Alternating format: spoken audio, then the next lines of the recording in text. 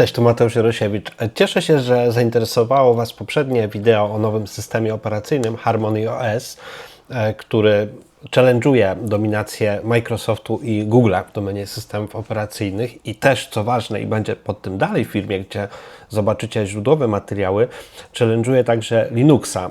Niektórzy sądzą, że HarmonyOS to jest Linux i tutaj zaskoczę Was, że nie. Poczytajcie o Pure Blood HarmonyOS. Czym jest i dlaczego w ogóle Huawei to zrobił, o tym będzie za chwilę.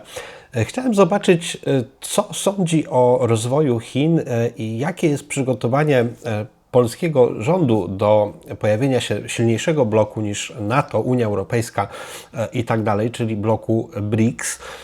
I zapuściłem taką kwerentę za pomocą narzędzi Deep Research. Teraz zamiast Google'a używa się takiego jak Deep Research. On przeanalizowuje dziesiątki stron i daje takie syntetyczne raporty. I przejrzał mi on strony sejmowe, strony głównych agencji prasowych i okazuje się, że w kontekście Chin mamy tylko i wyłącznie takie wypowiedzi. Na przykład według pana Tuska, tak zwanego. Według wszystkich ocen w NATO i USA Rosja i Chiny będą gotowe do konfrontacji w skali globalnej już w roku 2027. Bójmy się i zbrojmy się. Mariusz Błaszczak. Za naszą wschodnią granicą trwa wojna. Chiny mają ambicje, by zostać militarną potęgą, a państwa zachodniej Europy mają problem z wypełnieniem wymogu 2% PKB na obronność. Radosław Sikorski, tak zwany minister spraw zagranicznych, na pewno reprezentuje sprawy zagraniczne, zwłaszcza wiemy jakich państw. Zamiast wojownika wolelibyśmy zobaczyć w Chinach posłańca pokoju. I tutaj chyba minister się nie orientuje o wszystkich wizytach pokojowych chińskich, choćby o tym, że chcą ludobójstwo w Gazie powstrzymać. Mówił minister, nawiązując do faktu, że państwo środka w ciągu ostatnich 3 lat wyeksportowało do Rosji ogromne ilości sprzętu podwójnego zastosowania, drony, system nawigacji, technologie zakłócające. Dalej Sławomir Mencen zorientował się, że Chiny zarabiają na regulacjach klimatycznych w Europie. No cóż, Maciej Konieczny, Lewica. Chiny, Iran wykorzystują naszą hipokryzję i brak jednolitych standardów, by pokazać, że tak naprawdę Zachodowi nie chodzi o prawa człowieka. Ciężko się nie zgodzić. I patrząc w ogóle na przede wszystkim nie to, co jest, tylko na brak czegokolwiek, w sensie brak jakiejkolwiek dyskusji o nowych rynkach, o potencjale współpracy, o tym, jak ustosunkować się do zmieniającego się układu sił, mamy tylko i wyłącznie straszenie wojną. Co więcej, tutaj wygląda na to, że pan Tusk uważa, że może Polska powinna wręcz pójść na wojnę z Chinami. No i tutaj oczywiście nie można się sprzeczać. Chiny są sojusznikiem Rosji i wspierają bardzo mocno Rosję w jej walce, bo to nawet nie jest jej walka. I tutaj przejdźmy od razu do sedna, że mamy tutaj w pokoju kilka wręcz słoni różowych, których większość polityków, wszystkie media i osoby publiczne całkowicie ignorują. Jest taki na przykład pan ekspert Leszek Ślazyk, który pokazuje Chiny na co dzień w różnych szczegółowych, specyficznych, technicznych obszarach i z tego co widzę nie jest on częstym gościem posiedzeń sejmowych, które byłyby zwoływane w pośpiesze, żeby na przykład uwzględnić to, że Chiny dominują rynek samochodowy, że dominują Unię Europejską, zalewają ją swoimi towarami, że jest deficyt handlowy do uzupełnienia.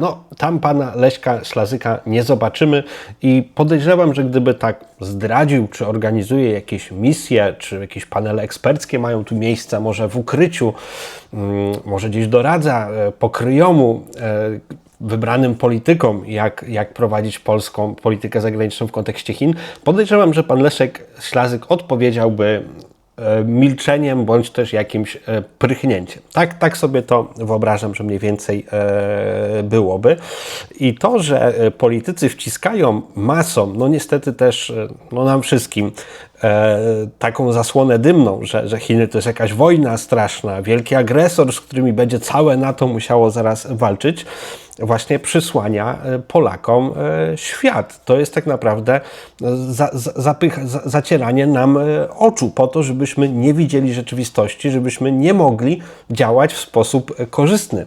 Wielu z nas jest programistami, inwestorami, mamy plany wysyłać gdzieś dzieci dla ich bezpiecznej przyszłości. Mamy też przedsiębiorców, mamy przyszłych polityków i każda z tych grup i wiele innych grup, na przykład edukacja, Dzisiaj dostałem właśnie od znajomej w Chinach katalog, który wieziemy tam, dotyczący tego, jak zintegrować zarządzanie zasobami ludzkimi, talentami, jak wspierać zarządzania i tak naprawdę samoistne łączenie się talentów w sieci i rozwój ich adekwatny do możliwości.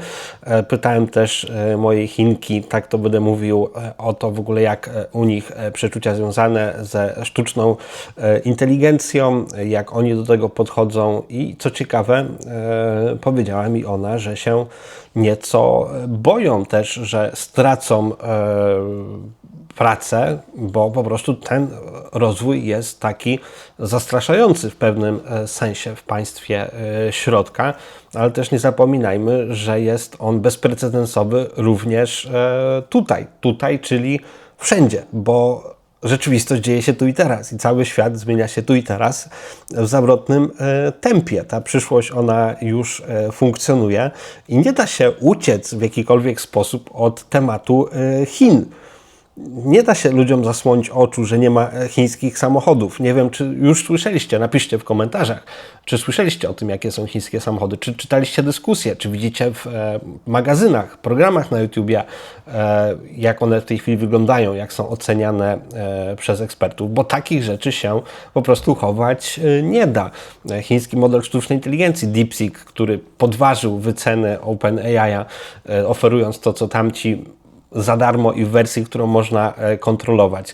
Tego typu szoki, one się będą pojawiały co chwilę i w końcu ta kurtyna będzie musiała spaść.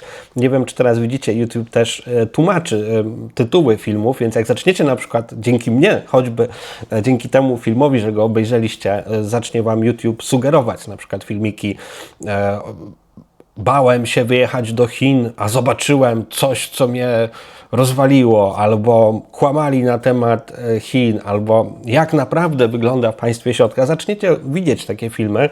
Tak to jest, że jak się o czymś raz dowie i się jest bardziej czujnym, żeby wypatrywać też tego tematu, to zaczniecie dostawać więcej i więcej właśnie treści, przez co będziecie widzieli świat zupełnie inaczej, może w sposób bardziej otwarty, bardziej inspirujący, bardziej dający nawet wręcz powiedziałbym nadzieję. Ale tutaj trzeba całkowicie przestać wierzyć narracjom oficjalnym, bo one są raz, że nieskładne, dwa, że są głupie. Dajmy tylko fakt taki, że do tej pory, z tego co widzę, Donald Tusk nie nauczył się, że się mówi na Ukrainie czy w Ukrainie, ale pal licho, ci ludzie nawet nie wiedzą, kto z kim toczy wojnę. Oni w ogóle chyba nie rozumieją, o co jest wojna na świecie. Ja nie wiem, czy oni w ogóle rozumieją, że Polska jest całkowicie zależna od dolara i podlega pod wszystkie mało czapeczkowe instytucje, które tworzą ten pusty pieniądz dłużny. Myślę, że większość osób, tak patrząc nawet na młodą kadrę średnią i tych staruchów, starszych ludzi z szacunkiem, oni prawdopodobnie w ogóle nie mają się skąd nauczyć. Oni być może boją się nauczyć, być może tam w ogóle nawet strach jest mówić o takich rzeczach innych niż tylko najbliższa kampania i jakie mordy na plakatach podretuszować, żeby przedłużać tą żałosną farsę. Ci ludzie niestety odlecieli od swoich zmysłów, od w ogóle jakiegokolwiek rozsądku co do srowida. Nawet oni nie wiedzą, co to było, skąd to się wzięło, jak to podsumować, jak to rozliczyć. Chyba nie zdają sobie sprawy tego, co się im robi, więc w zasadzie może tylko im warto współczuć, o ile oczywiście my nie będziemy na nich liczyć w tym, co robimy i po prostu pominiemy ich w równaniu, jeśli chodzi o tworzenie naszej przyszłości, naszego życia. Da się to bardzo prosto w sumie już zrobić, tylko trzeba pewne swoje zwoje mentalne przestawić na to, że jest wiele walut, że jest wiele systemów na świecie, że nie jesteśmy skazani na płacenie tutaj danin i wyzysków w Polsce, że wcale nie musimy, nie wiem, używać złotówki do współpracy ze sobą, do tworzenia naszej prosperity. Wiele takich rzeczy, o których mówiłem w Neosie i o których ciągle dzieje się w sumie z tymi rzeczami w braterstwach ludzi wolnych. polecam, więc każdy tak naprawdę może się wydobyć. Ale pierwsze, co to jest wiedza, to jest informacja. Informacja to poniekąd też jest energia, która może Was zainspirować i w wyniku podjęcia decyzji, zdobycia wiedzy, poznania ludzi, może się okazać, że właśnie ta informacja zapączkuje zmianami w Waszym życiu. I w tym wideo, ponieważ ostatnio mówiłem o HarmonyOS, czyli czymś, co zastąpi stary system operacyjny, system Windows. Nie wiem, czy Wy też, ale podejrzewam, że właśnie jesteśmy takimi rocznikami, które słyszały jeszcze dźwięki modemu, to tak, wdzwanianie się do tepsy, tam 28-56 kilobitów na sekundę, gdzie jeden obrazek się czekało, prawda, aż się wsuwał, jeszcze wkładaliśmy dyskietki, mieliśmy te potwory z wielkimi dyskami szumiącymi, wentylatorami, które się kurzyły. Jeszcze niektórzy pamiętają Amigi, Commodore, ZX Spectrum, niektórzy się uczyli w Assemblerze, w Pascalu, C++. Cała jest taka w zasadzie kultura, taka można by zrobić nawet archeologię cyfrową w naszych piwnicach, bo jeszcze nie w muzeach. Właśnie tego, jak śladów tej rewolucji, która zmieniła całkowicie świat, połączyła go w globalną wioskę i w globalną kontrolę, na której to hegemonii cyfrowej potężni, mało czapeczkowi magnaci stworzyli system finansowy, tak zwaną bestię. Macie te kody kreskowe, tam jest 666, czyli nie kupisz, nie sprzedasz, jeśli nie będziesz miał dolara, jeśli nie będziesz miał wizy, nie będziesz miał czytnika kart, nie będziesz miał swojego PESEL-a, swojego numeru podatkowego niewolnika, no to po prostu nie podziałasz, nie pożyjesz. I w takim świecie jak gdyby żyliśmy do tej pory i jakby ten nasz świat to był cały świat. Zachód to był kiedyś nasz cały świat, a reszta to była Afryka, dzikie ludy tubylcze, Azja, gdzie po prostu bieda, multum ludzi i brud, Ameryka Południowa, gdzie tylko lasy. Mówię o takim mentalnym obrazie świata dosyć ubogim, który właśnie w ostatnich dekadach no, całkowicie się zmienił. To nie tak, że te kraje od razu tak, że tak powiem, wybuchły w rozwoju. Już eksperymenty takie jak Singapur, prawda, pokazały Hongkong, że są modele operacyjne rozwoju państw i miast, które są bardziej skuteczne, które Chiny wdrożyły po całości we wszystkich swoich metropoliach, które zapewniły jej solidną dźwignię do powstania wielkiego imperium, wielkiej potęgi, które modele mogły być wdrożone również w Polsce, gdybyśmy oczywiście nie poszli drogą paserstwa, czyli dania się całkowicie wydymać rozmaitym, małoczapeczkowym banksterom, ich paserom, sztucznym ekspertom i całej klasie politycznej, medialnej, eksperckiej, która wisi u ich garnuszka kurczowo do tej pory, jako taka zmora, jako takie echo, jako taki błąd, który się po prostu wydarzył, że społeczeństwo pozwoliło sobie na takiego wirusa, na takiego pasożyta, żeby po prostu zdominował wszystkie jakby zwoje neuronalne, czyli nauka, sztuka, wiedza, polityka, finanse. Nawet w firmach informatycznych pewnie jest duży ślad upolitycznienia, czyli tego, że te firmy wpychają amerykański sprzęt zabugowany, wpychają amerykański software, obstawiają wszystkie przetargi, żeby po prostu było tak, jak było. I chyba nikt nam tutaj nie pomoże w tej kwestii. Musimy chyba się ucieszyć z tego, że jesteśmy teraz skazani sami na siebie i musimy sami szukać głosów prawdy w infosferze i pojedynczy ludzie, choćby taki jak pan Leszek Ślazyk, wskazują pewne kierunki, pokazują konkretne urządzenia, konkretne targi, eventy, sposoby, w jaki sposób można się wpiąć w ten nowy, rosnący ekosystem cyfrowy. I znowuż mówię, że to wideo jest takie techniczne, nawiązuje właśnie do tego, że w sumie wszyscy wiemy i rozumiemy, jak wygrywaliśmy Windowsy, jak instalowaliśmy myszki, monitory coraz większe. To jest po prostu w nas i przez pewien okres czasu ten cały hardware i software, on miał swoje konkretne źródło, konkretną technologię. Tak samo jak na przykład preparaty, którymi walą w nasze maluchy, one też mają konkretną historię, konkretne firmy, konkretne składniki, które są wdrażane do naszych mózgów, głównie, bo tam się osadzają te wszystkie metale typu aluminium, prawda, ołów i inne szkodliwe małe pierdolniki. I zobaczcie, jaka tu jest piękna analogia właśnie, że i ten hardware i software, który wszedł do naszej głowy i to, co mamy w swoim ciele, jest produkcji amerykańskiej i jest wymyślone przez takich geniuszy jak Bill Gates. Nawet tutaj mam takich znajomych na Mokotowie, którzy trzymają jego książki na półkach, bo on opisuje im, jak będzie wyglądała przyszłość świata. No, ja dziękuję.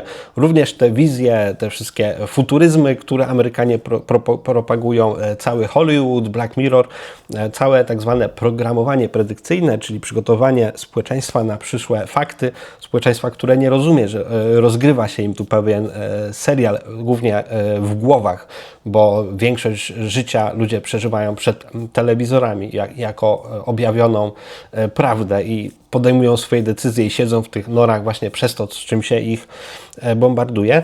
I ludzie właśnie komputerowi, a każdy z nas jest w jakimś tam stopniu komputerowy, skoro mnie oglądacie, musicie zrozumieć, jak przełomową zmianą jest zmiana komputerów i zmiana przede wszystkim systemu operacyjnego Windows, który był podstawą tego wszystkiego na całym świecie. To jest porównywalne do wywalenia, nie wiem, Wizy i Mastercarda, do rezygnacji ze złotówki, z dolara. To jest całkowicie nowy system, nowy ekosystem i może przegapiliście i nie patrzyliście na wskaźniki ekonomiczne dotyczące właśnie całego big techu amerykańskiego, czyli wszystkie Amazony, Facebooki, Google, ale na pewno wiecie, że to są firmy, które ciągną wszystkie indeksy giełdowe do góry i które stały się takimi wielkimi gigantami, które są wyceniane więcej niż Aramco, na przykład arabskie, które dysponuje jakimś realnym, fizycznym produktem, no bo faktycznie to się łatwo skaluje, technologia informacyjna daje niespotykaną skalę przełożenia działań, tak, że jeden program można sobie wrzucić na milionie urządzeń bez straty ani grama materii, choć mówi się, że informacja też ma pewną określoną wagę. Polecam ciekawe wykłady, jak będziecie chcieli, spytacie, to powiem Wam właśnie, gdzie możecie znaleźć informacje o tym, jak to informacja jest też również pewnego rodzaju częścią równań elementarnych, które tam mówią o mocy, masie, prędkości, bo tutaj również byliśmy okłamywani wszyscy. Byliśmy wszyscy okłamywani. Nauka również zamknęła nas w pewnej takiej, jakby to powiedzieć, w takim więzieniu mentalnym pewnych dogmatów, które nie pozwoliły prawdziwej nauce się rozwijać. Jestem podekscytowany, co będzie w momencie, kiedy zaczniemy łamać te konwencje, tak jak inne dogmaty o tym, prawda, że to jest bezpieczne i zdrowe i to nas ratuje i ble, ble, ble, ble, tak? Albo, że to są takie dobre komputery, takie dobre amerykańskie, nowoczesne, bo to prosto z Kalifornii i używajmy sobie tego wszyscy. No, są tego niestety skutki, jak dobrze widzimy i wiemy. Nasze dane po prostu nie są w żaden sposób bezpieczne. My jesteśmy produktem, jesteśmy sprzedawani korporacjom, żeby te nasze cyfrowe awatary, które, że tak powiem, są naszym odwzorowaniem cyfrowym, przenosiły nam mnóstwo bzdur i wyciska z nas wszelką uwagę, pieniądze, co w skali kraju stanowi kolosalny problem, że ludzie marnotrawią po prostu czas. Zobaczcie, kiedyś były dzieci na ulicach, kiedyś ludzie wychodzili z domu, spacerowali. Teraz zasadniczo, jak gdzieś pójdziecie w Warszawie, to dzieci tutaj nie widać. Tych dzieci po prostu nie ma. Dzieci siedzą w domach, dzieci mają depresję, dzieci nie wiedzą, jak pójść na randkę, dzieci nie mają pojęcia o interakcjach międzyludzkich. Całe ich życie stało się pewną fikcją, która gra na rękę oczywiście tym cyfrowym gigantom, a że tam chodzi o rozwój dzieci, to jest chyba ostatnio, o co martwią się politycy, którzy je szprycują i wpychają im do głów jakieś wierutne bzdury w podręcznikach napisanych w mało czapeczkowych think tankach, czy przemyśle niemieckim, czy jakimkolwiek innym. Jedna wielka oczywiście bzdura.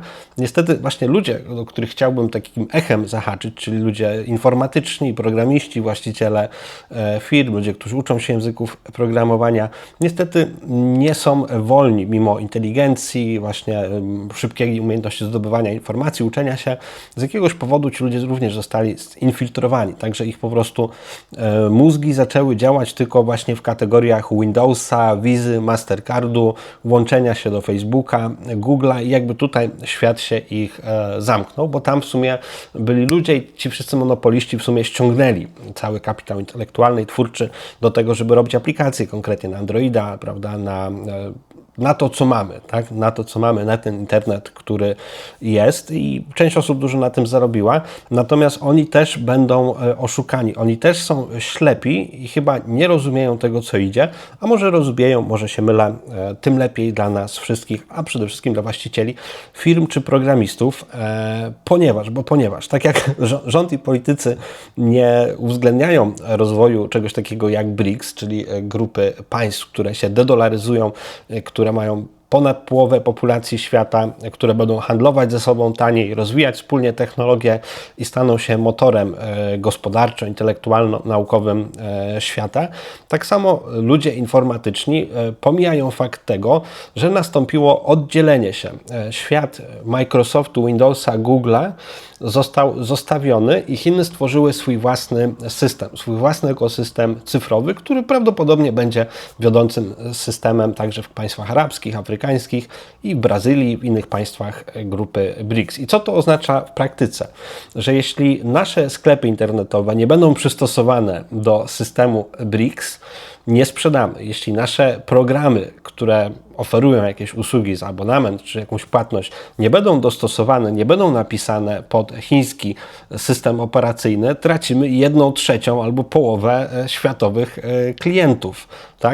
Tak samo jak w zwykłym biznesie. Jeśli się orientujemy tylko na państwa, które są koszerne, które nas wyzyskują, przez co do których łatwo jest sprzedać, no to tracimy z wizji Bliski Wschód i Azję, w których moglibyśmy mieć znacznie większe marże za nasze produkty i towary, choć oczywiście skończyłoby się to sankcjami, tak samo jak handel z Rosją, który był dla nas opłacalny, no ale to jest taka, powiedzmy, rzeczywistość kolonialnego państwa, neokolonialnego społeczeństwa, no niesamowicie ogłupionego, zadżumionego intelektualnie, które po prostu pod presją fałszywych informacji wsadziło, że tak powiem, głowę w piasek i wierzy, że się mówi w Ukrainie i wierzy, że Ukraina walczy za nas, ale najpierw Putin pokonał straszliwego wirusa, który latami nas tu prześladował w lasach, w parkach, nawet w domach, że między pokojami się przenosił, na klamkach trzeba było je szorować.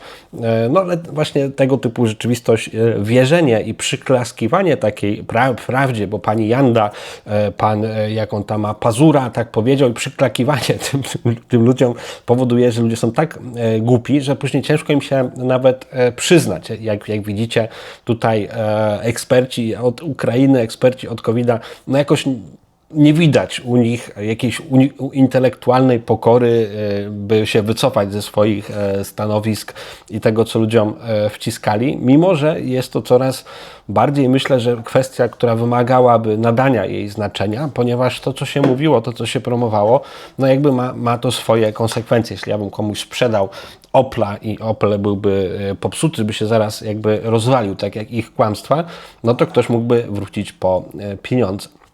I tutaj może postawię mały przecinek. Chcę tylko zarysować taką perspektywę właśnie dla polskich firm informatycznych, że czas dla programistów, dla ludzi, którzy chcą być może zastąpić firmy programistyczne, które rozwijały się do tej pory, że czas po prostu zainteresować się chińskim rynkiem, czas zainteresować się językiem programowania, takim jak na przykład ARC, na którym w tej chwili się programuje system, czy kanji, które są systemami, które są inne niż te, które używali do tej pory. Właśnie tutaj patrzę sobie na taki research, jakie firmy w Polsce mogłyby mi zaprogramować jakiś system na HarmonyOS, bo faktycznie taki system jest mi potrzebny i powiem Wam, że jest pewien problem. Widzę tu na przykład Droids on Roids pisze, że wymienia HarmonyOS jako system operacyjny, na który tworzy aplikację, ale później dużo dalej nic. Tylko tyle, że firmy mogą coś, co być może będzie działało na HarmonyOS.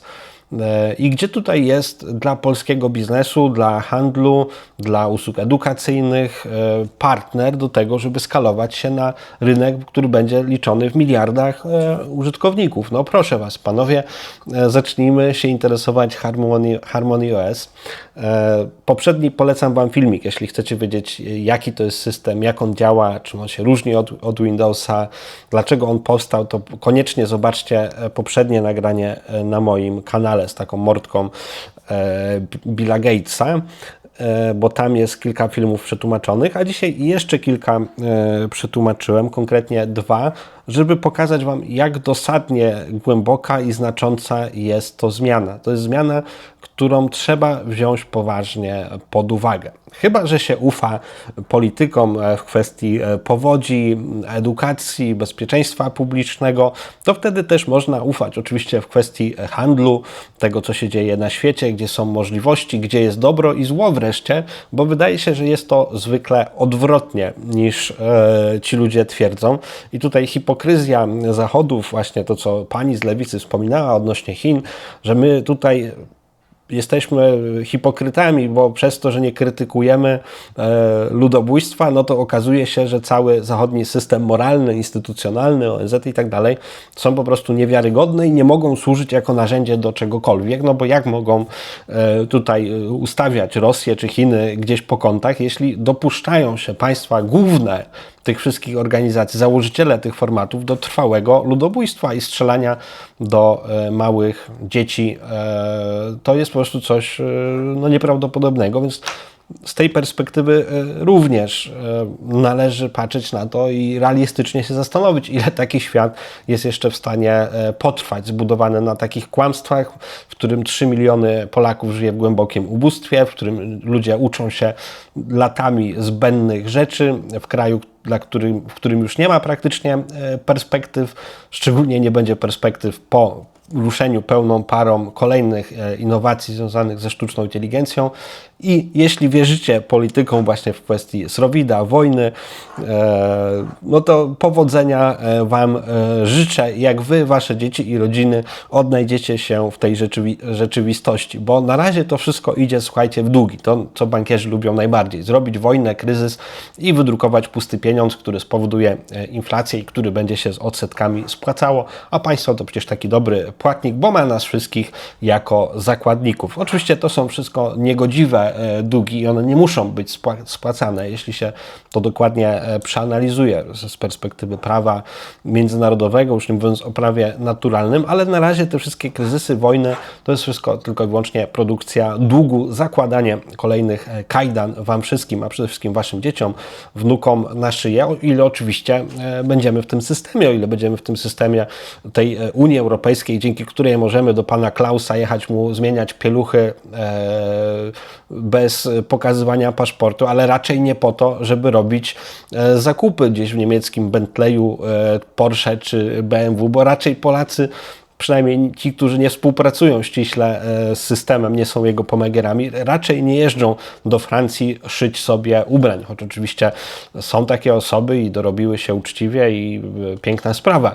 Natomiast zasadniczo ta Unia Europejska to też jest jedna wierutna bzdura, która nie została wymyślona dla naszego dobra, bo pokażcie mi jedną rzecz, którą politycy zrobili dla naszego dobra. No, dla naszych dóbr robią wszystko, żeby nasze dobra sobie po prostu wziąć, a jak już tych dóbr nie mamy, to na organy nas sprzedać. To już na tym etapie jest w Ukrainie. U nas jeszcze tego etapu nie ma. Czasami tylko teraz na przykład będzie się ludzi dobijać bez ich wiedzy i zgody, tak zwana terapia daremna. Czasem się troszeczkę zredukuje zdrowie czy dzietność przez takie czy nie inne szczepioneczki czy zabiegi, ale te kajdany również będą i to, co nie mamy, nawet będzie z nas zdzierane, czy nieruchomości, podatek katastralny, może wysiedlenia pod jakieś nowe koszary i zapory na najazd Chińskiej Republiki Ludowej i Rosji razem wziętych na Rzeszów, na Zamość. Tak, być może też będzie taka redukcja ludzkiego kapitału, a ostatecznie gaza i po prostu zrównanie z ziemią. To też ci bankierzy lubią czasami sobie świat zburzyć, bo czemu by nie? Jak się burzy, to trzeba przecież odbudować. Tutaj już stoi BlackRock w kolejce, biją się mocarstwa, Francja, Niemcy, Stany, kto tam będzie ścinał frukty, tym razem zadłużając biednych Ukraińców, którzy nie mają absolutnie też nic do powiedzenia o tym, co się dzieje w ich kraju. No ale my, nasze małe żuczki w tym wszystkim, na tym tonącym, płonącym i to jeszcze z wielkim jazgotem Titanicu, możemy ciągle coś uzyskać dla siebie, bo tak naprawdę to głównie jest właśnie informacja. To wszystko, o czym Wam mówię, to jest tylko i wyłącznie informacja. Czy ona jest prawdziwa, czy nie?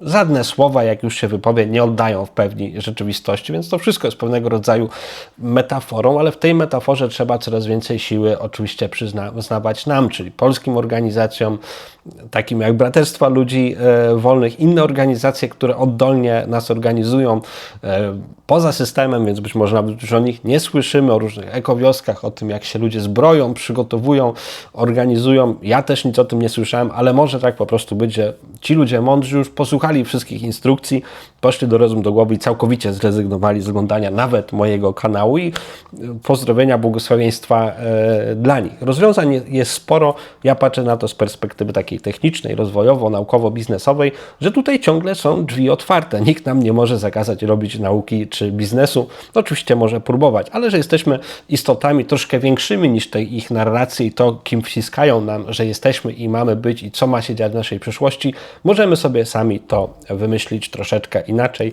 wdrożyć, zrealizować, skoro uważamy, że tamten rząd to nie do końca są mistrzowie intelektu, to być może czas pokazać nasze umiejętności, możliwości i zrobić coś dla siebie dobrego, nie licząc na ludzi, którzy nie mają totalnie pojęcia, co się dzieje, albo co gorsza, mają trochę pojęcia i dlatego właśnie chcą nam jak najbardziej zaszkodzić, trzymając nas w tej niewiedzy.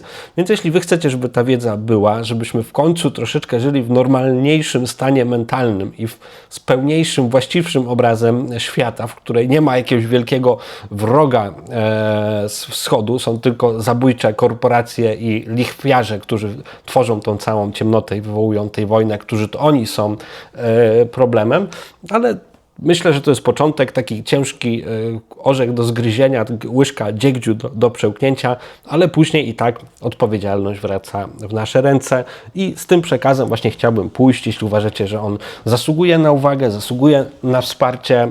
Moja misja do Chin właśnie z systemem Arkanum dla uniwersytetów, dla miast, dla regionów, który pozwala, żeby ludzie mieli od razu dobrą pracę, żeby automatycznie ludzi łączyć między projektami, żeby poszukiwać talentów potrzebnych nam w czasie rzeczywistym, żeby nam nikt nie zawracał głowy, jak pracujemy, żebyśmy dostawali taski, propozycje pracy w tym, czym jesteśmy najlepsi, poznawali fantastycznych, dopasowanych ludzi o podobnych wartościach i celach jak my, czyli ten system Arkanum bierzemy do Chin i tam może on rozpostrze swoje skrzydła, a na razie jest to moja taka misja, jak jedna w sumie z wielu z tego tutaj upadającego regionu, ale misja taka uwznieślająca, niosąca pewną nadzieję, pewien właśnie pomysł na stworzenie mostu, realnego mostu między Polską a Azją, a BRICS-em i to w takim obszarze w sumie kluczowym, czyli każdy z nas ma jakieś talenty, nasze dzieci będą miały talenty, będą zdobywały umiejętności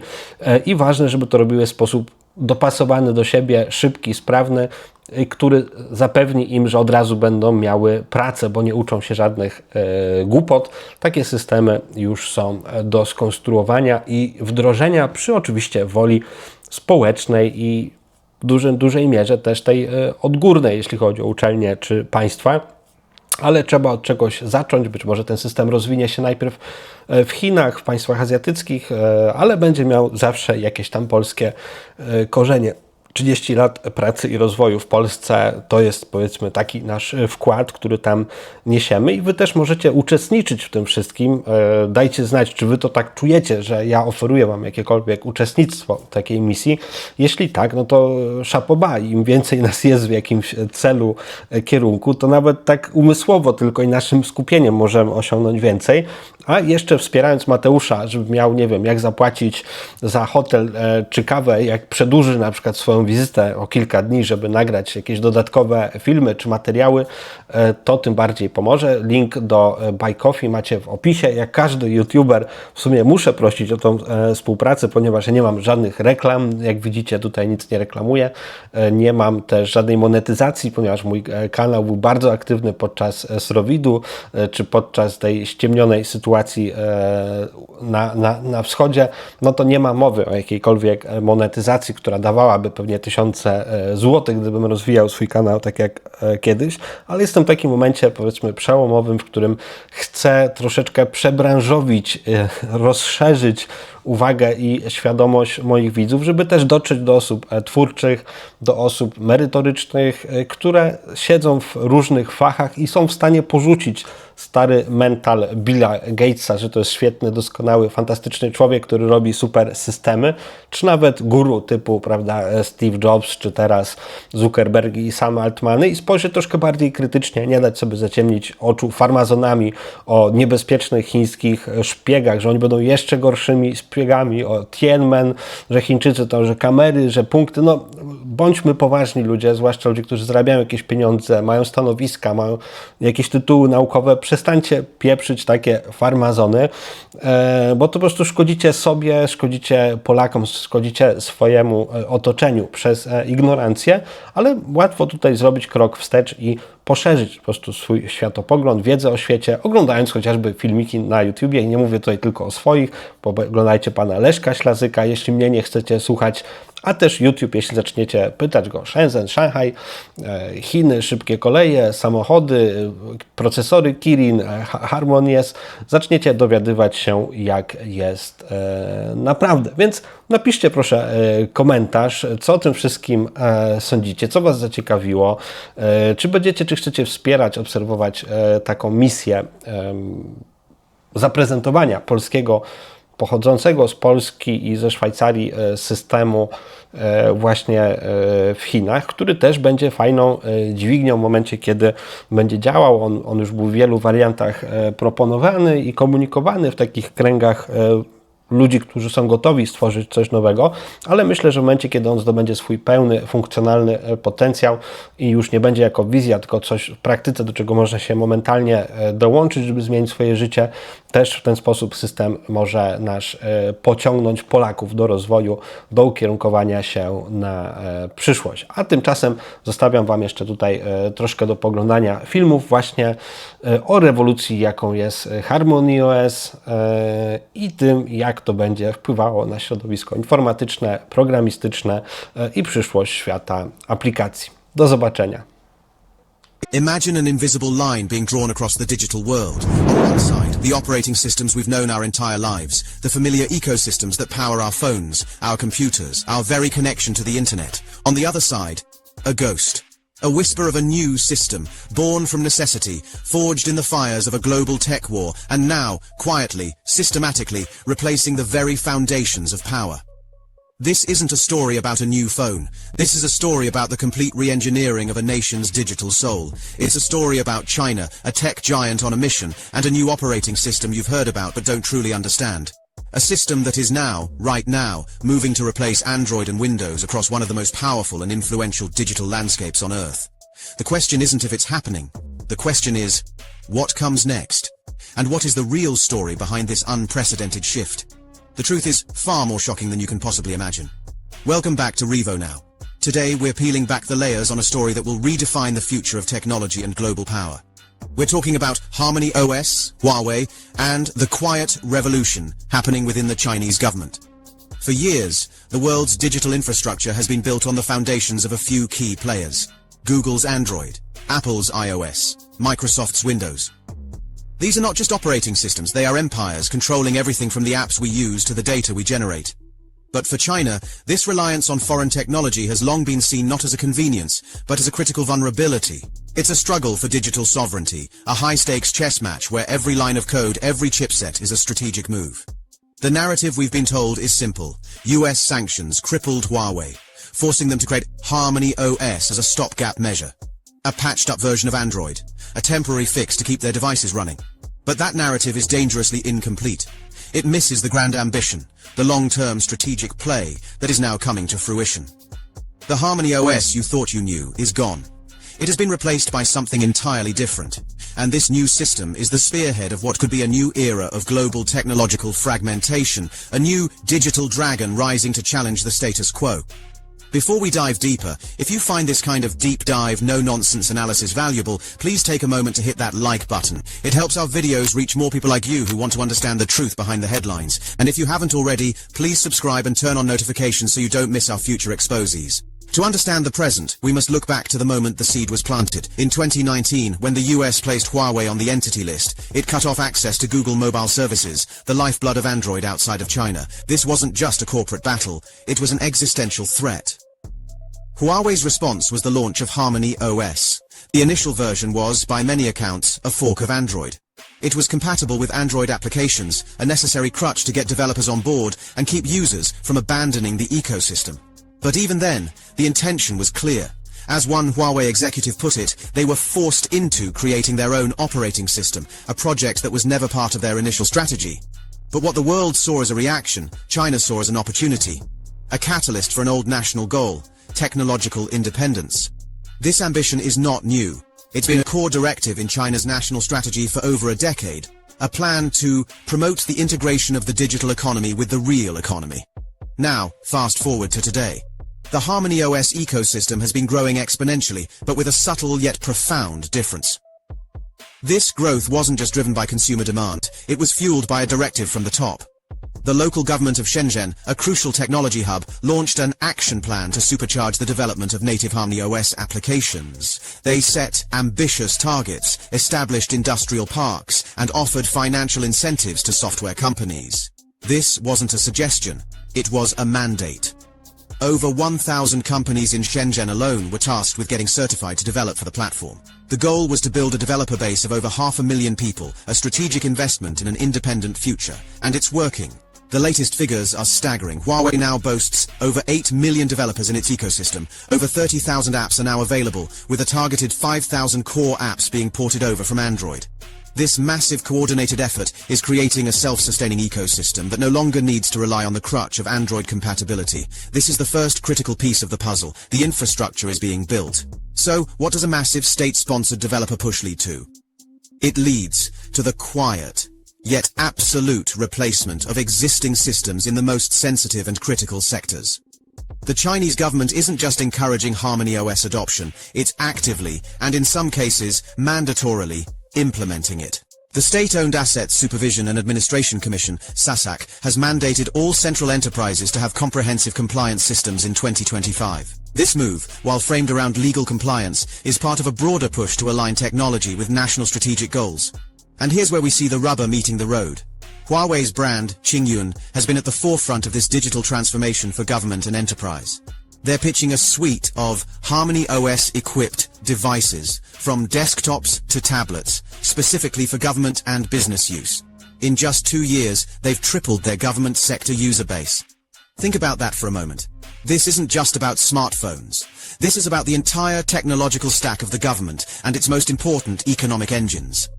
HarmonyOS is being implemented in government affairs, healthcare, and industrial applications. It's now powering everything from smart cities to electric power grids, from finance to urban rail systems. This isn't a pilot program or a small-scale test. This is a large-scale, top-down implementation that is moving with a speed and scale that is almost impossible to comprehend from the outside. So, why are they doing this? The official reasons are security, efficiency, and a unified cross-device experience. The technical foundation of HarmonyOS, with its distributed soft bus and microkernel architecture, allows devices to connect and share data seamlessly, creating a super-device network.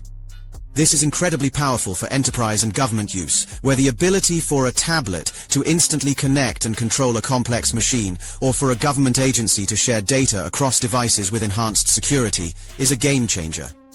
The system's use of a hardware-based trusted execution environment, TEE, is touted as a critical security feature, protecting sensitive data from leakage. For a government obsessed with data security and national independence, this is a non-negotiable feature. But there's a deeper, more chilling reason.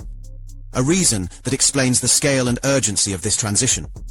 This move isn't just about having a different operating system. It's about having a fundamentally different operating system. For years, the story was a facade, a clever misdirection. We were told that HarmonyOS was a fork of Android, a skin over an existing foundation. And for a time, that was true. But that version of HarmonyOS is gone. It's been phased out, replaced, and quietly wiped from the official roadmap. In 2024, Huawei launched something different, something completely new. They called it HarmonyOS Next, but the tech world and Chinese media gave it another more telling name, pure blood HarmonyOS. This is the central truth that has been hidden in plain sight. HarmonyOS Next is the first mobile operating system in the People's Republic of China that is completely independent of Android. It is not based on the Android open source project, AOSP, or the Linux kernel that underpins it. It is built from an in-house kernel using a proprietary programming language called ArcTS. It is a total and complete departure from the Android universe. This is the ultimate strategic power play. It's not just a new operating system, it's a completely new foundation. A foundation where every line of code is written with the goal of digital sovereignty in mind. A system that cannot be controlled, influenced, or shut down by any outside power. This is the final, high-impact revelation. The moment where we see the full scope of China's ambition. This is the moment the digital split becomes real. The choice to abandon Android compatibility was a leap of faith, a high-risk, high-reward move that could have alienated millions of users. But, with the massive, state-sponsored push, with the government and SOEs adopting the system at a breathtaking pace, that risk has been mitigated. The market is being built from the top down. The ecosystem is being solidified, not just by consumers, but by government mandates. The is no longer a concept, it is a reality. The global tech landscape will never be the same. The internet, as a single unified entity, may now be on the path to being permanently fractured. And it all started with a ghost in the machine, a whisper of a system born from a trade war that has now become the engine of a new world order. This is a story that is still unfolding. What does this mean for the future of global tech? For the developers who now have to choose which ecosystem to build for, and for the rest of the world, which now has to contend with a new, powerful technological force that operates completely on its own terms. Welcome back. As you know, I'm Eli, the computer guy, here for the Daily Blob, and if I have one message for you, it's don't be racist. And if I have another message for you, it's if you are going to be racist, at least be competent about it. Oh boy, remember a few years ago when we were gonna teach the Chinaman a thing or two, right? The Chinaman got uppity. We said that their society had progressed far enough. Therefore, we were telling them you shouldn't go any further because we feel a little bit uncomfortable, right? We blocked them from using our smartphone processors. We're currently trying to block them from using our AI chips. And for Huawei back in 2019, we said you're not going to be able to use the Google Android OS for your smartphones. Google may have just killed Huawei's bid to become the world's top smartphone brand, and that was back in 2019. To quote the wisdom of that bygone time, for millions of users outside of China, being cut off from Google's apps and services, quote, kills the attractiveness of Huawei phones, said IDC analyst Brian Ma. Quote, it kills the usability of a Huawei phone outside of China, thus rendering them dead in the water, he said. Chinaman goes too far. Chinaman gets uppity. We smack them down and say, you can't use our technology anymore. And so how's that going for us? Well, Huawei is looking to surpass the billion user mark with its HarmonyOS Next operating system, as it can no longer use Microsoft Windows. So basically, now a few years later, they're coming on almost a billion users of their own Harmony operating system, and they're about to lose access to the Windows operating system. So now, not only are they going to use their own operating system on smartphones, on smart TVs, on watches, and the whole 9 yards, but they're also going to be deploying it to good old-fashioned computers. And just between you and me, don't let Orange Man know that I said this, but I gotta say, if you haven't taken a look at the HarmonyOS, it doesn't look to be a bad operating system.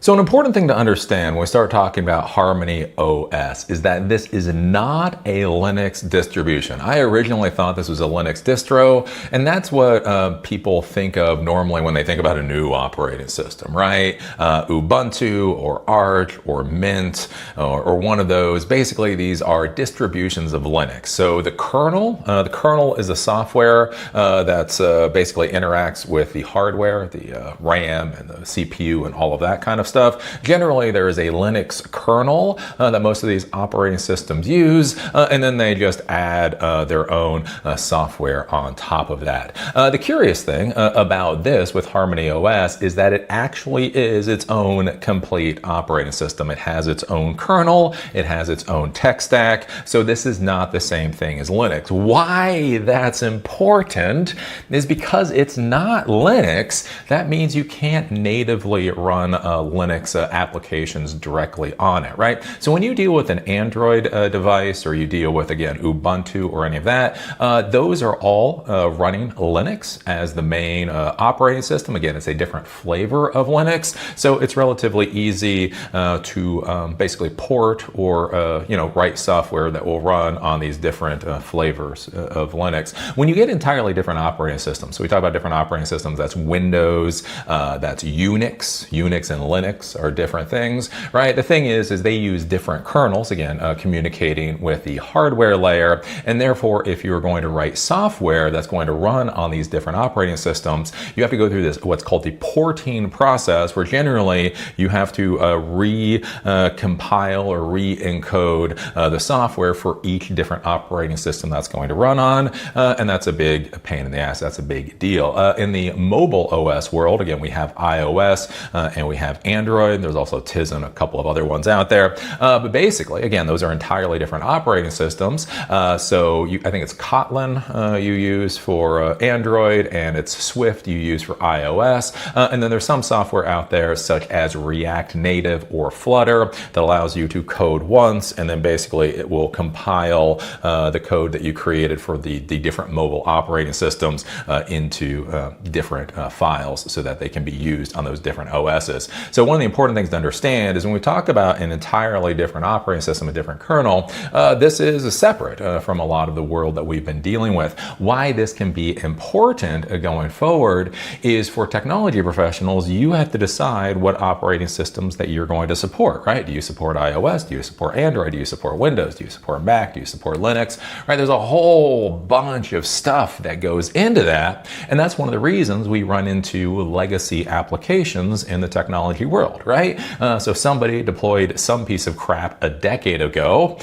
It's a pain in the ass to manage. It's a pain in the ass to administer. Everybody hates it, but it's one of those things, you keep using it because you have been using it for 10 years. Again, why is your company still using Windows and Microsoft? Probably because they've always been using Windows and Microsoft. Why are they using Gmail or something like that? Probably because they've been using it for 10 or 15 years. Once you get locked into these ecosystems, you're stuck in those ecosystems for a long time. So what becomes interesting here, when you look at the Chinese market truly diverging from the American market in the technology world, one of the curious questions that's going to come up is, what is their architecture going to look like? What are their systems going to look like?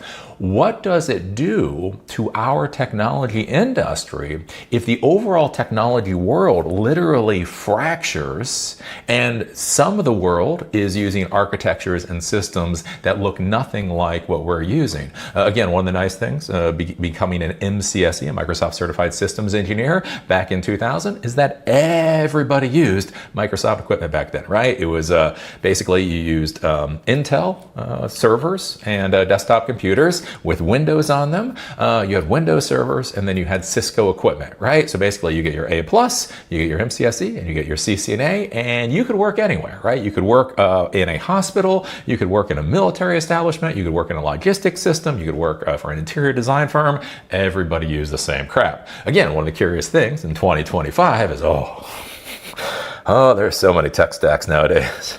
There's just so many tech stacks nowadays. And that's actually a problem, like figuring out what product you're going to deploy, or what product you're going to support, or what you're going to learn in order to support or deploy becomes a really big issue nowadays. And what becomes interesting now is what happens on a global scale if geographically we start separating the types of architectures that we use. Again, when I got my MCSE in the West Coast, generally folks used Novell back in 2000, and on the East Coast used Microsoft. Novell died a couple years later. Again, Microsoft was good, but that was the thing. So if you were in California, you might want to learn Novell.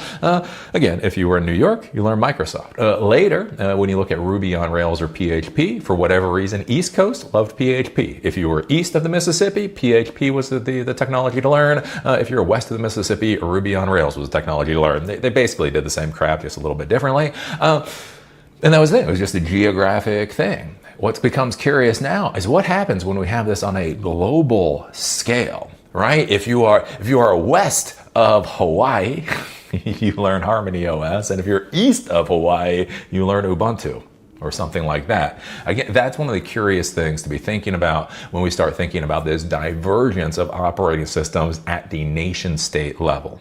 So let's take a look at this article. Huawei's software ambitions are rapidly expanding. Their software ambitions are expanding. What began as a survival strategy in response to US sanctions has evolved into a bold initiative positioning HarmonyOS as a dominant operating system across smartphones, tablets, TVs, and soon PCs. Again, this is what I talk about when we talk about racism. One, don't be a racist. But two, if you're gonna be a racist, be an effective racist, for Christ's sakes, right? And that's one of the issues we have with America dealing with China. We keep telling them, boy, you better stop.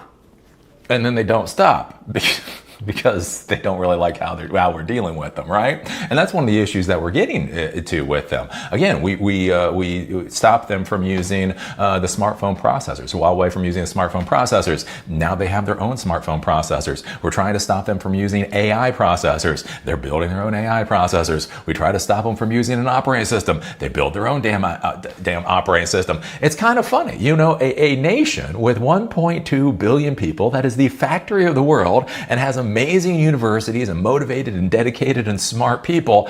It's surprising that when we tell them to stop, that they don't just say, yeah, yes, Mazza, yes, Mazza. They're like, nah, we're just gonna keep going, right?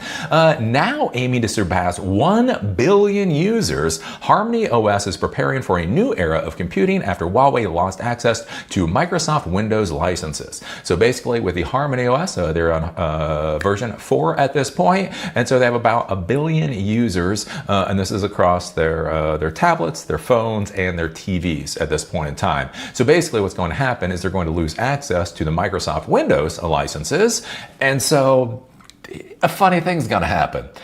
They're going to stop paying us for valuable technology, and then they're just going to start using their own, and then B, start selling their own. So we are no longer going to make money by selling them the technology, and then they are going to start competing with us. Let's be honest, most likely out-competing us, and so our businesses are going to lose even more money because they're not going to be able to compete. I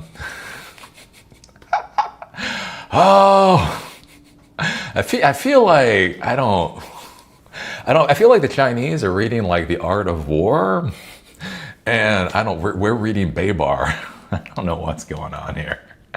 Originally unveiled in 2019 after 7 years of development, HarmonyOS, known as Hongming in China, was Huawei's answer to being cut off from Google's Android ecosystem.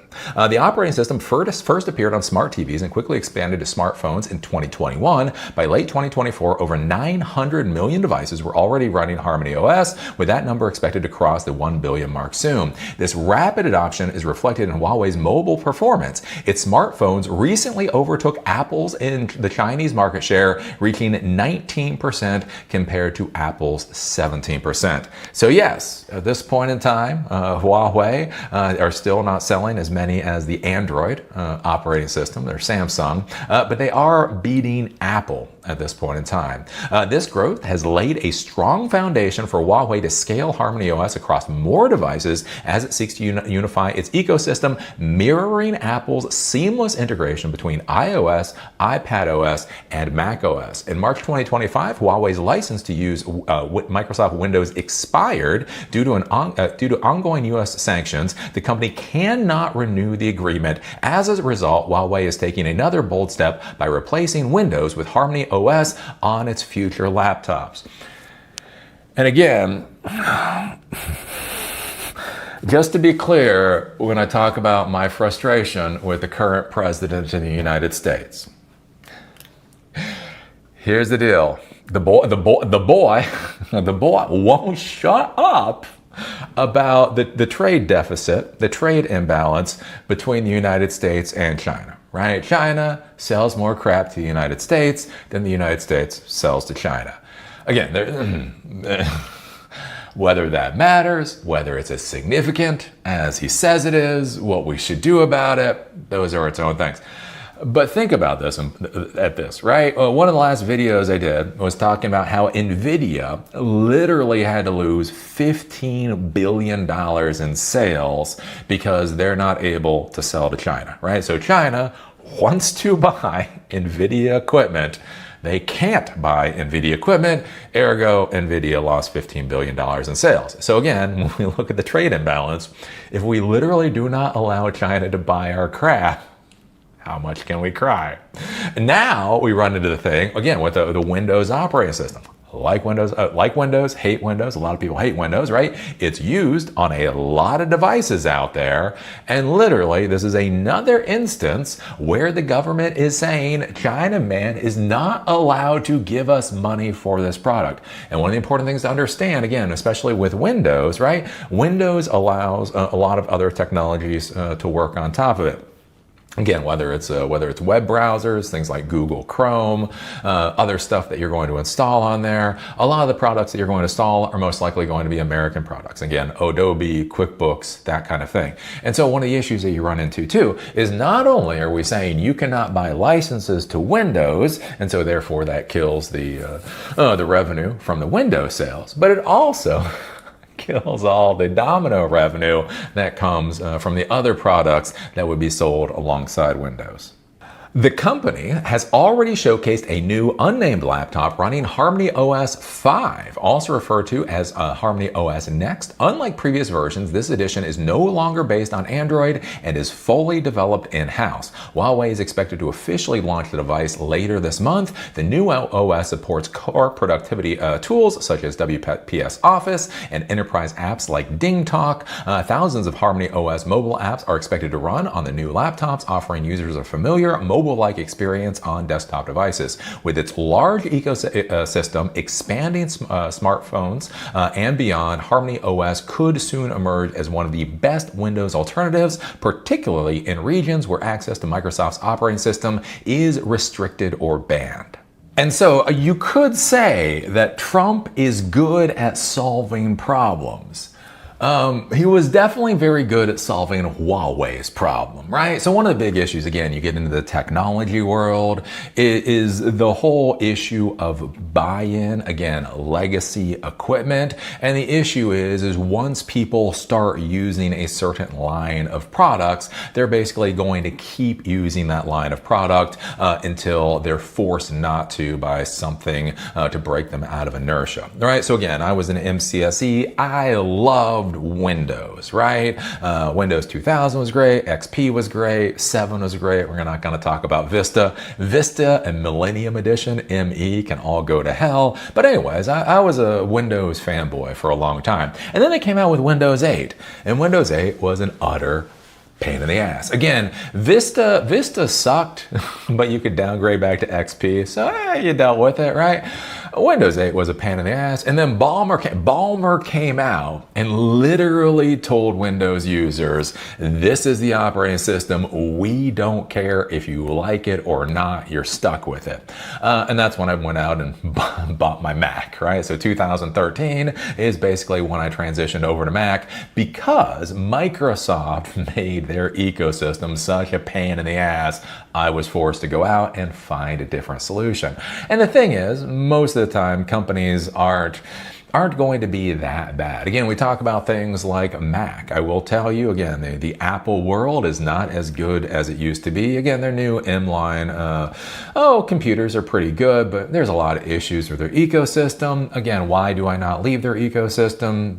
Because I'm in their ecosystem, right? I've got a watch, I've got an iPhone, I've got the laptop computer, I've even got a HomePod. I like my HomePod. It all kind of works together. Does it work as well as it should? Does my HomePod kind of seem like, has a few mental issues? Yes.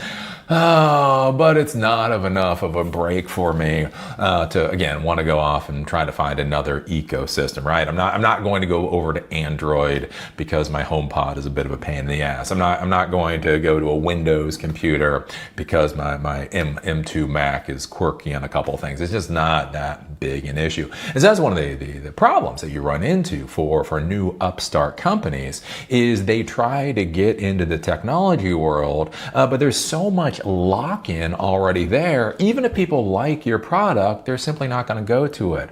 You think about this with the Windows operating system. So Microsoft actually had a number of mobile operating systems. Again, Motorola Q was my favorite smartphone ever, just to be clear, right?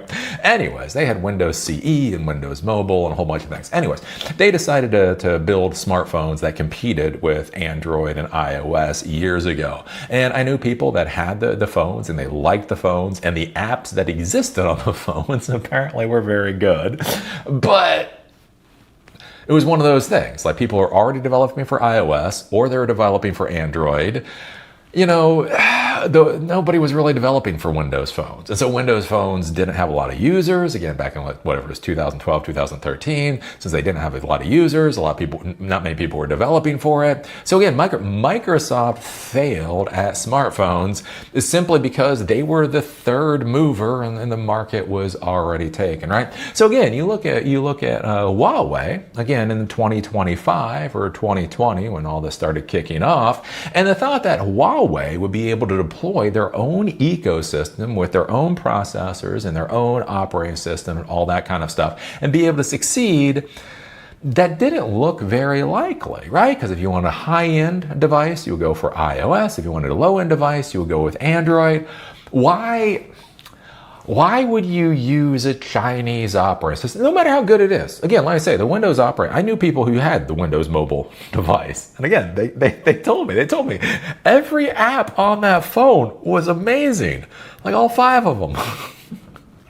If all you needed was 5 apps, Windows Mobile was for you. Anyways, but that would be the thing, right? So if they went out there and they tried to build this new thing, they would run into the issue of like Palm OS. So remember when Palm decided to start doing smartphones? That didn't go very well. Again, there's all these different, Samsung tried to create their own operating system and that failed. All these different things. They tried to create their own operating system. And again, they all failed because, everybody's already using iOS or Android. So the curious thing here is, right, Trump came in and he solved Huawei's problem. So basically, Trump comes in and says, look, you're not able to buy our CPUs. You're not going to be able to buy our the smartphone operating system. You're not going to be able to buy the desktop operating system. You are cut off. Well, again, I tell you folks, right, there's options in the world. There's options in the world, right? If my option is Android or iOS or Harmony, I'm going to go with iOS or Android. That's just how it is. This is how it is. If you say my option is HarmonyOS or nothing, I'm going to pick HarmonyOS. And then you get an interesting thing where you literally build lock-in. So more and more people start using HarmonyOS. That means there's more users on the platform for developers to go after. You get more developers on the platform, the more users want to be on the platform. And pretty quickly, Trump has created a viable technology ecosystem for the Chinaman. So you can say that Trump is very good at solving problems. Unfortunately, he's not solving America's problems. So I think this will be interesting going forward and looking at how architecture changes based off of the different cultures that are developing technology. So one of the things we talk about in the technology world is why diversity is important, right? Going out and talking with different types of people to understand what their problems are. I talk about this with my wife, right? My wife has a menstruation? She has a period calendar. So whenever her time of the month comes, she clicks stuff in that calendar, right? There's suns and there's clouds and there's smiley faces. Not quite sure what the smiley face is about. I don't really want to know, right? Here's the deal. I would never create an app or think about creating an app for basically tracking the menstrual cycle because I don't got one, right? The thing to understand, again, is in the larger world, there are these same types of problems that people have in different societies. I remember years ago, I went to an Interop conference. Interop used to be great. It's gone now. Anyways, Interop, and they had a Huawei there. So Huawei was creating a network, or they're really trying to sell network equipment back at the time, routers, switches, that type of deal. And one of the curious things that they were selling, one of their deals was that their equipment was completely sealed, right? So if you go to Cisco, they have hardened equipment, right? So you can buy the normal Cisco equipment that you throw in a server room, or you can buy hardened equipment, right? And hardened equipment is crap you can like put in Antarctica, right? You basically put it in Antarctica, you power it on, it's fine, right? Polar bears can try to eat the damn thing and nothing's going to happen to it. The issue is a lot of folks, again, if you go to India, if you go to Pakistan, if you go to places in Africa, Kenya, that type of deal, they don't need hardened equipment. They don't need to spend $5,000 on environmental hardening for networking equipment.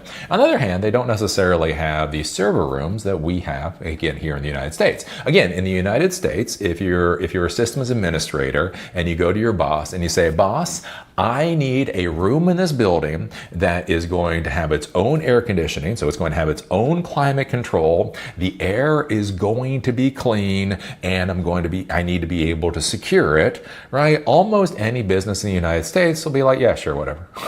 Again, you might get into a whole argument about where you're going to put the thing and a whole bunch of other stuff. But if you tell that to a CEO in the United States, that's not going to be a question, right? The thing is, right, you go to a lot of other countries and it's amazing like how much dirt there's in the air. And again, I don't mean that to denigrate anybody, but again, it's like India. I remember when I was backpacking through India, and in some places in India, there's just it's just like this talcum powder dirt. Like you walk out your guest house at like 5 o'clock in the morning, and you would see these beautiful mountains, like these mountains that are miles away. Just one of the most amazing sights you've ever seen in your life. Holy crap, by 6:30, man, the trucks start moving, the cars start moving, they got their own rush hour over there. Man, you couldn't see 100 feet away. Man, that dirt gets kicked up, and oh, that stuff is nasty. Again, you look at Delhi, right? You look at New Delhi in India, and their pollution is just off the charts. So one of the things to think about, though, is if you have networking equipment in an environment that isn't fundamentally clean, think about how most of our networking equipment is, right? It has fans in it. Most of them have active cooling, and what that active cooling is basically little vacuum cleaners. Air gets pulled in, basically picks up the heat and gets shoved out. Well, that's a vacuum cleaner. So if you're in an environment that has this dust, you have this grit, that has this dirt, that means all of that is getting pulled in to your networking equipment, and it's just gonna stay there. Which basically means your fancy, Cisco equipment that you're gonna buy is gonna die pretty quickly, right? Just because it's going to get, full of a lot of dirt and things. And so the interesting thing is Huawei, basically, their thing that they were trying to sell is that they simply had completely sealed networking equipment. Again, not environmentally hardened, but this is just networking equipment you could put into an office building in New Delhi or in Kenya or in Pakistan, and it would keep running. If the air conditioner fails, again, the stuff will keep running. Why? Because it has these massive heat sinks on it. It's completely sealed, and therefore it's not acting like a vacuum cleaner. And so one of the curious things to be thinking about is that Huawei was designing for the customers that they were going after. They were designing based off of the problems that they see.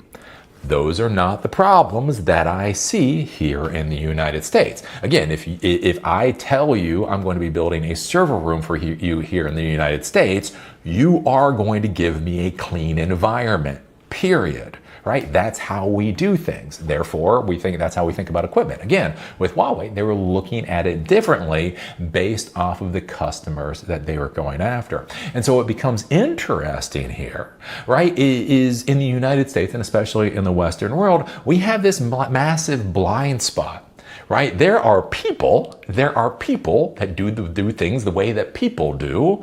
And then there's, what are you allowed to say? What are you allowed to say? I mean, I guess they're people. I guess they're people, right? But they've got their own issues that don't look like ours. And so what becomes interesting here is what happens when China starts designing systems based off of the problems that they see. And in this modern world, there's probably more people that deal with those problems or environments that deal with those problems than necessarily are environments that deal with mine. So this could be very interesting to see fundamentally how design may change because of this rift between the United States and China in the technology world. Okay, so what is the takeaway here other than Trump is doing an amazing job of winning for China? Well, one of the things that I'd have you think about, if you are in the West, if you are in the United States, is one of the things you might want to consider is actually learning how to develop for the HarmonyOS ecosystem, right? So basically, if you go and you take a look at it, right, they have a development environment just like Android or just like iOS or whatever else. You can develop apps for them. And something you might think about, right, is as an American, it might be time to start thinking about how to develop apps for that particular ecosystem. I think about this with, I knew some people back in the day that developed applications for the Barnes & Noble Nook, right? So e-readers, right? E-readers, Amazon won the e-reader war, right? But Barnes & Noble, they tried, right? They went out there, they actually created a good device. They created a pretty good ecosystem. Everybody agreed that they were nice devices, nice ecosystem, the whole 9 yards. And then they went home and they read books on their Kindle. Again, that's that whole thing. Like once you own a market, it's very hard to basically disrupt that particular market. So the curious thing was, I was talking to this development company and they developed for the Barnes & Noble Nook. And I went, well, I mean, again, the product's nice and all, but how do you make any money developing for the Nook? Who the hell uses this product? And basically they said, almost nobody. They said almost nobody. But what happens is that parents, the Nooks were color. So so we still really don't have Kindle color ones, but they were color. They're a little bit flashier. They're a little bit easier to use. And so a lot of times parents would buy Nooks for their kids because it would get the e-reader, plus it would give a little bit more of this tablet experience. And so basically what happened is once they bought these Nooks for their kids, they would then go to download an app, buy an app to install. And there were very few apps out there. So basically what this development company did is they created a number of apps for kids. And again, basically, even if there's only a small market, if you're the only people selling to that small market, it can still be a large amount of money. So they actually became very successful selling kids Nook apps so that, once parents bought this thing, they had something to buy for their kids. Right? Again, they're the real world of it. You can make a successful business off of developing for a failed product. Again, business. There's a difference between technology and business. Very important to grasp, right? So anyways, an interesting thing to be thinking about right now with HarmonyOS, right? If you've got a billion users, and you have a massive growth that's coming, right? That China is going to be massively pushing HarmonyOS. They're going to be massively pushing Huawei, both in China and outside of China. So one of the things that you might want to consider is learning how to develop for HarmonyOS right now might be a great way to go, especially if you're thinking about the intersection of, again, the quote-unquote Western businesses or the American businesses and the Asian world, right? If you have American businesses that want to get in front of Asian eyes, right? If they're using HarmonyOS, right? apps are going to have to be created so that they can run the apps on the smartphone, right? The company might have an iOS app. It might have a web app. It might have an Android app. But if they don't have a Harmony app, how many customers are they losing out on? So one of the things that you might consider at this point in time is learning how to develop for the Harmony world so that you can put that shingle up and go, oh, iOS? Man, iOS is 5 years ago. Android? Everybody's bored of Android. I'm actually at the cutting edge doing HarmonyOS. I think that really is something that you should consider. And again, especially like I say, if you're in the Western world, it might be a real value proposition, right? You can be an American company, an American contractor, developing for the Chinese market. There might be a value proposition there you haven't been thinking about before. And another takeaway for any of my viewers that are non-Americans, one of the big questions that I get from non-Americans that when they do the meetings with me is basically, how do I come to the United States? And it's like, oh boy. Man, that was difficult 5 years ago. I'm not even going to go into it now, right? But there's this big idea, right? To be successful in technology, you have to come to the United States. We got Silicon Valley and we got all that kind of stuff. One of the things I've argued for a long time, well over a decade at this point, is depending on what you want to do in the technology world, it might not actually make sense to come to the United States anymore. Again, if you're a Facebook fanboy or Instagram or Netflix, right? This is really what you want to do. Fine, there might be a reason for you to come. But if you just want to be an app developer, a web developer, network administrator, all this kind of thing, you can be very successful outside of the United States and not worry about our idiocy or our current immigration policy. Oh, golly, our immigration policy is so bad right now. That's just not even funny. It's so bad. So one of the things that you might consider, again, is this new market that's being opened up by the Trump administration for China might be a hell of a value for you, right? Again, think about all the people in the world that don't like the United States right now. Think about all the countries in the world where there are sanctions and other things like that against U.S. products. Products can't go in there, right? If you learn to develop for the HarmonyOS and for Huawei and those types of things, again, that might be another massive value proposition, and really it might be the future. Again, it's important to understand, like when we talk about smartphones, everybody has this idea, like iOS, right? The iPhone was the first smartphone, and that took over the world. And it's like, but it wasn't. It just wasn't. There was this thing called BlackBerry that had been around for a decade. Like, it's really weird. Like now, like whenever anybody talks about the smartphone, they always talk about Steve Jobs and how he invented smartphones. It's like, but he didn't.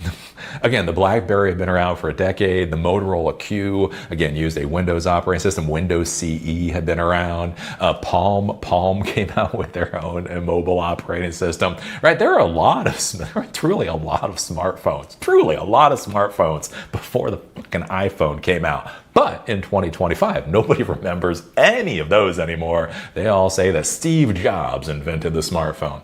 Important thing to realize, again, in the technology world, the major companies of today are tomorrow's footnotes. Again, Yahoo was Yahoo until it was sold, basically, for a tax write-off. MySpace was MySpace, again, until it was sold for a tax write-off. AOL, Kodak, all of these companies were major players all the way up until they weren't. They just weren't, right? Important thing to consider, right? Again, especially what's going on with the United States right now and our whole international policy, how we're pushing China and the whole 9 yards, is there is a real vector, right? There is a real path for China's complete domination of the tech world. right? And again, that means everything from the hardware and the processors to the operating systems to the infrastructure and the interlinks and all of that kind of stuff. And so it is important to be thinking about right now, like if you're a young person outside the United States, you have to think about that bet. So get back in 2000 when I got my MCSE, I had to make a bet. There was something called Novell Network Administrator or MCSE, Microsoft Systems Solutions Engineer, or whatever it was, Systems Engineer. And honestly, I just went with MCSE because, I don't know, it was the one on the door. But again, there's always a bet, right? Thankfully, I went with that because Novell died pretty quickly after that. One of the things that you have to consider, if you're an 18-year-old right now, right, there is a bet on the American technology world ascendancy or the Chinese technology world ascendancy. And you have to make a bet on what you think is going to be most valuable in 5 or 10 years. Once you start hitting the stride of your career, not today, right? You're 18, you're poor today, you're poor tomorrow, you're poor for a couple of years, right? You're 19, you're gonna be poor, you're 20, you're gonna be poor, you're 21, you're gonna be poor. That's just how it works. You're young, you're poor. But anyways, right? You get to be 25, you get to be 28, you get to be 30, right? You have 10 years experience within a certain type of architecture. Which architecture do you think is going to be most valuable in 2035? And I gotta say, as an American, on the stupid ass path we currently are on, I have to say, looking at that Chinese path, looks like that might be the one that will be more valuable for the future. And so that is something to consider. Don't be careful on betting on the current winner, right? Think about a horse race. Think about a horse race, right? You just had a horse race. You had one horse that won the race. There's going to be another race in a couple of weeks. Do you still bet on that? Do you bet on that horse because they won this race? Or do you look at the environment of the race in a couple of weeks and possibly bet on a different horse? Again, all of this is a bet at the end of the day. It's an educated bet at the end of the day. And I'm just saying, as an American, I'm not sure I'd bet on us. So anyways, what do you think about HarmonyOS? What do you think about Trump winning for China? What do you think the future of the technology world is going to look like in 2035? Put all your thoughts down below. And with that, I'll see you all later.